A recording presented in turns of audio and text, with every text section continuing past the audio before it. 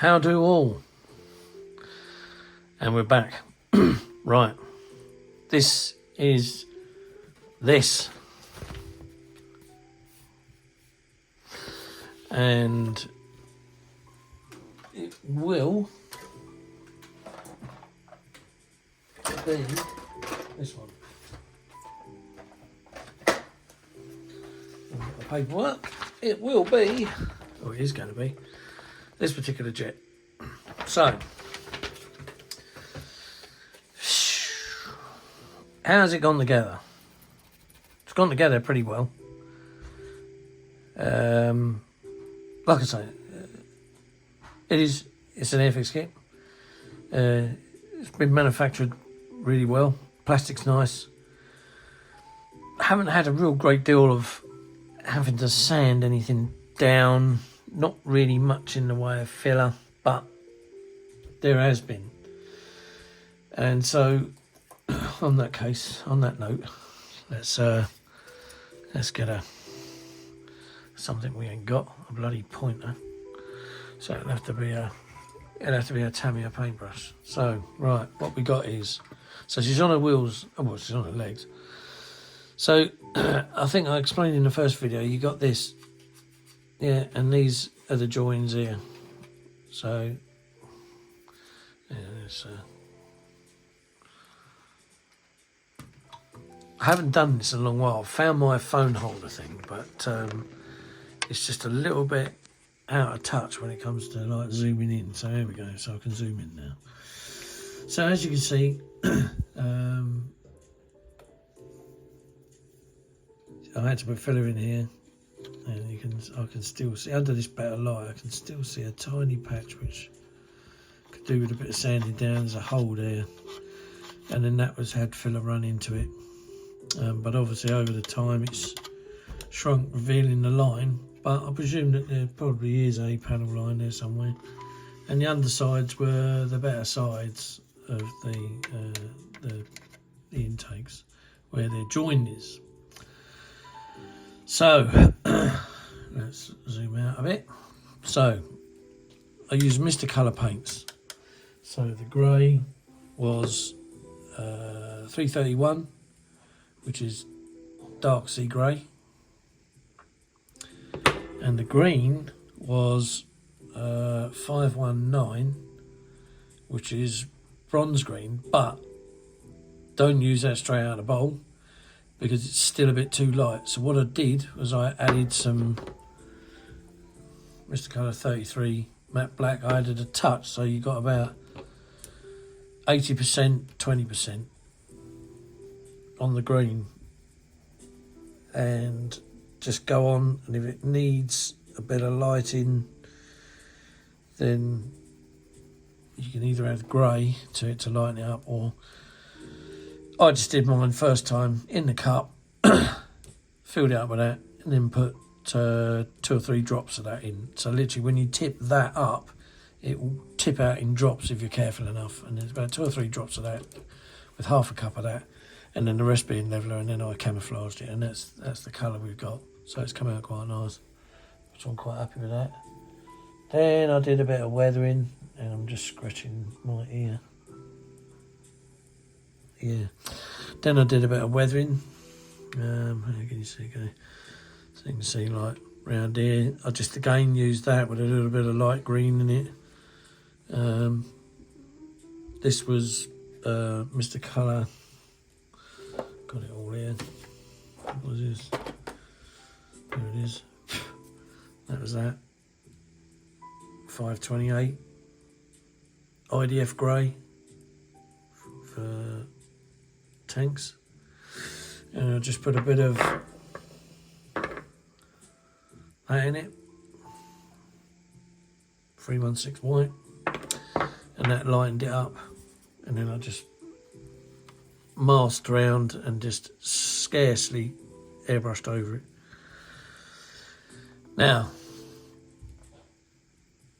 it does have a few things missing. So I've added this tiny little aerial there, which I don't think the bloody thing's going to focus, is it? So let's go down. So that little white triangle you see there, I added that. Also, going back down the fuselage, this one here, which is just white plastic card. I renewed the aerial on there, and also there's another little, you can't really see it, but it's, where is he? There he is there. Another little triangle piece of aerial there. And then as we do a rollover, bringing her upright, I also added another instrument, I think it's a heat sensor or something, speed indicator, and another little aerial there, another little triangular aerial there. And then last but not least, I replaced the aerial on the tail, because again that was a great big thick brick looking thing which didn't really pay homage to the work that they've gone and done to the point of that. So anyway, so good thing is I haven't had to glue the wings on. They're so tight they can just slot in and out. They will probably wear in time, but for now I can take them off. So I've still got to do some streaks on those from behind the Vortex wind generators that are on the front. So I've still got to do some little wispy streaks on that. That more than likely will be done with a pencil.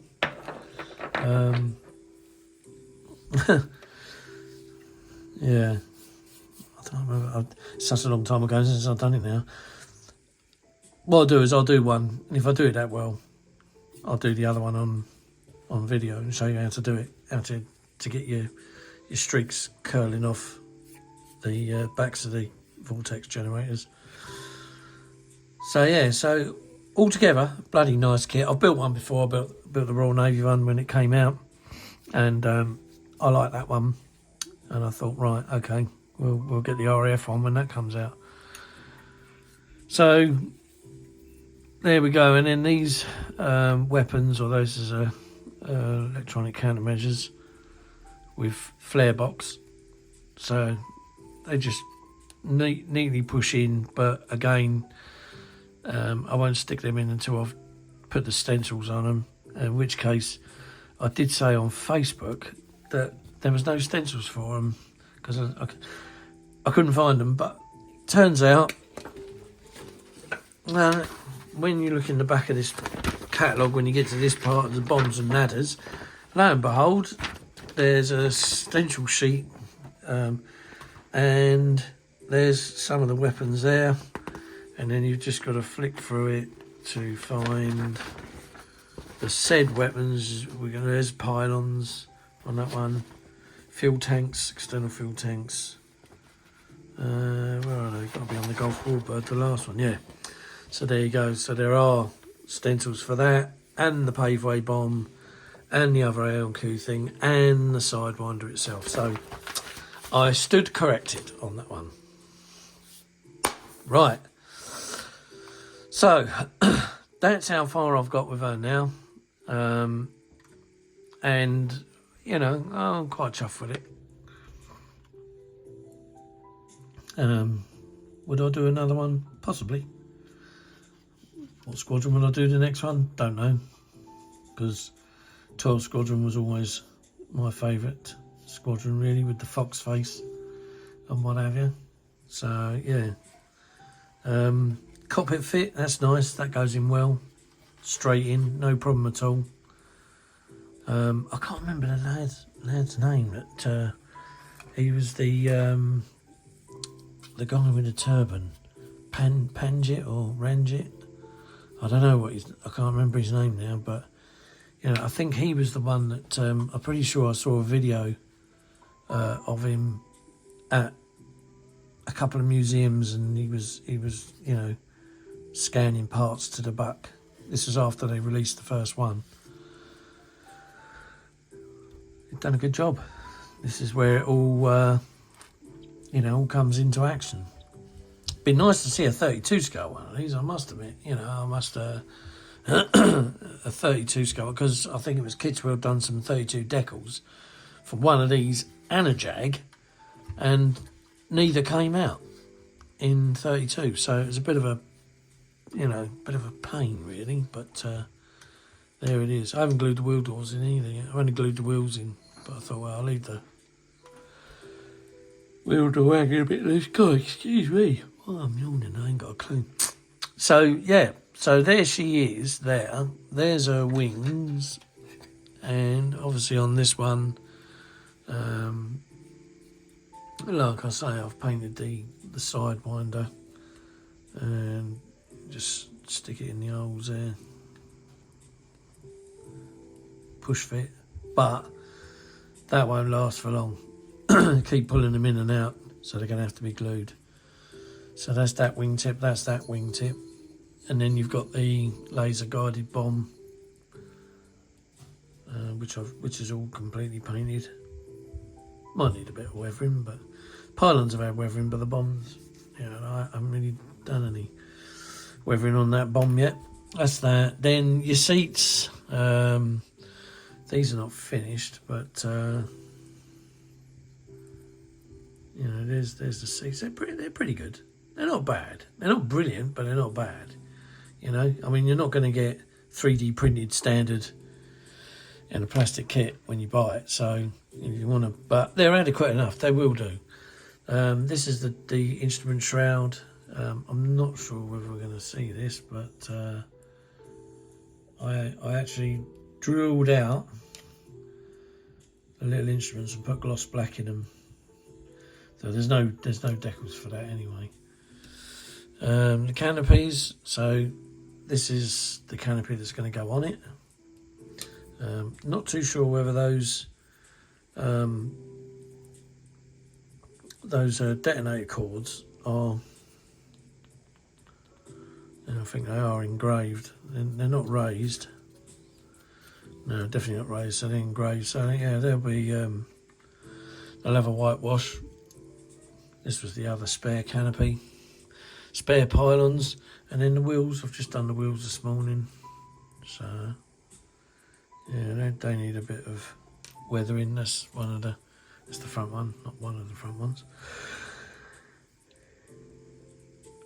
That's the rear one. Hope you can't see it.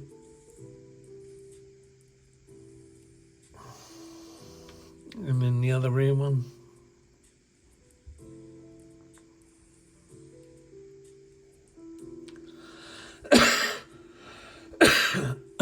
And then we got the other door, the other wheel door. Oh, there it goes. It went flying, but there we are. So yeah, so on the whole, it's an amazing kit. Now I've seen over the internet all this bargy talk about this, that, and the other, and all the rest of it. And Airfix's 24 release was disappointing. Well, make of it what you will. But my croak on it is Airfix, over the last little while, have employed people like the guy that done this, right? So my question is, if you've got all these new designers or whatever you want to call them, these developers, then why aren't they doing something to earn their money? Why are they just re-releasing old kits? You get something like that, and I can't remember who it was, whether it was... Well, anyway, it doesn't really matter, because I can't remember, because I'm not going to start mentioning names, because I'll probably get it wrong, and then I'll be in trouble. And that's not my game. But my point is if you're getting all these youngsters in, these 3D CAD designers and all the rest of it, why don't you let them do something like this? Instead of, bringing out old... I can't say crap, because I used to build them when I was a kid, and I loved building Spitfires and Messerschmitts and playing war with my tiny little HOO gauge soldiers, which were 172, and all the, used to do little airfields in me, but brilliant. That's how you get a kid's imagination going, is all of that kind of thing. Children in this day and age seem to fail on imagination. My nephew, he's got no imagination whatsoever. None. All he knows is how to play the Xbox and, football. That's it. My boy, the amount of times I hear him, which you probably have done in the background, and yeah, he uses his imagination. The girls all do as well. I've got 4 girls and 1 boy, and they all use their imagination because I get them to use their imagination. Yeah, go away, go and have a look, go and have a think. Think what you could do with that, blah, blah, blah, blah, blah. And they're using their imagination. When you're building something like this, right, I'm going to be honest here. When I'm building something like this, and I get it to sort of like, you know, even before I've got it to this stage, yeah, I've got the wings sellotape to it, and I'm flying it round my desk, and I'm thinking, do you know what?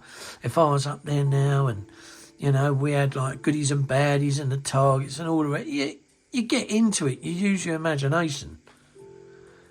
Why not let them people, them designers, get in there and give us something that they can honestly say they've done like this?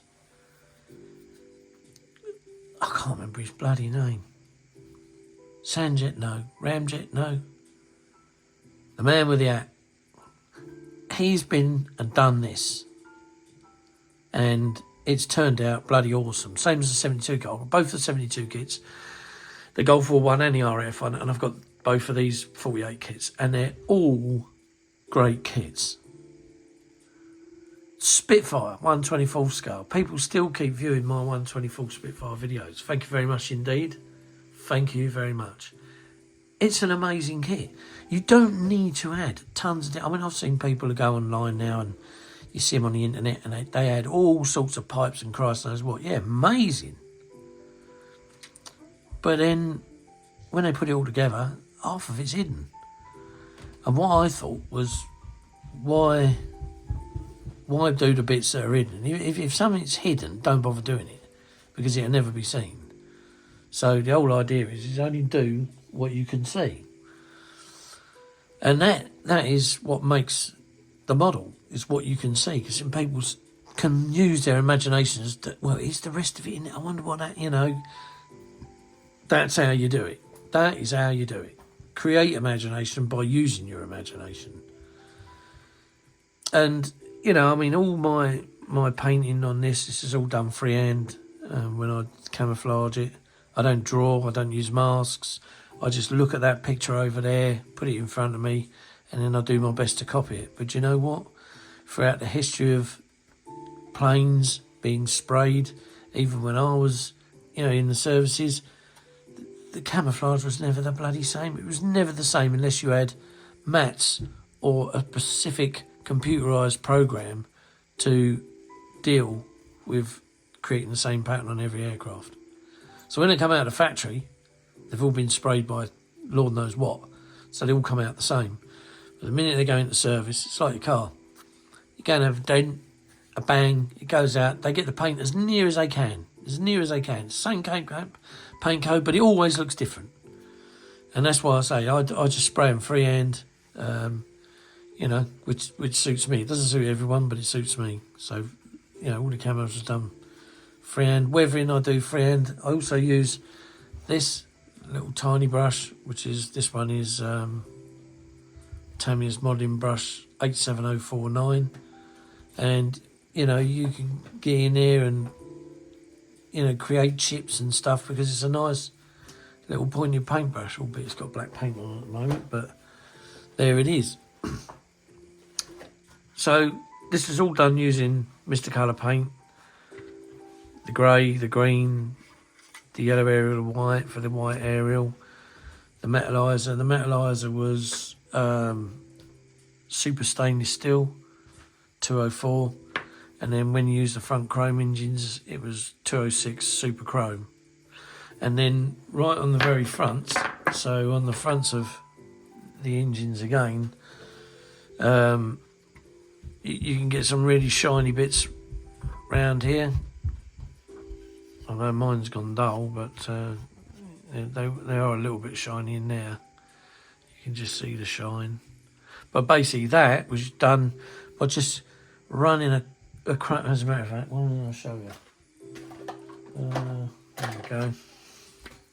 So chromate pen, and this one is, I've taken the sticker off. 4mm. It doesn't really matter as long as you're careful in what you do.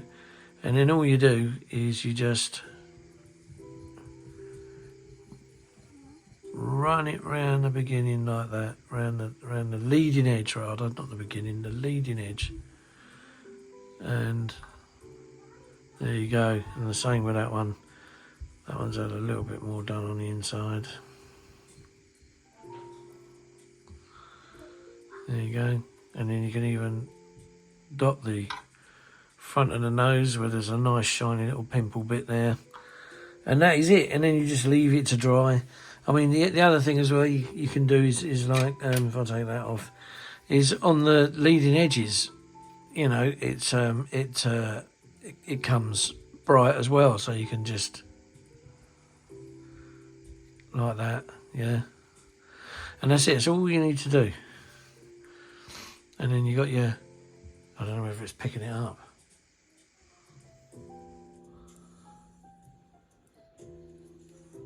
But it's yeah, you get it on your shining on your front edge. And then what you do is it's literally just this. So you got your wing like that, and that's it. You just run it along.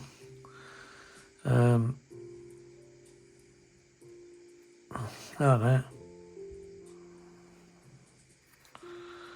And then that's it. And you've got a nice shiny edge. You just leave that to dry for the day until tomorrow.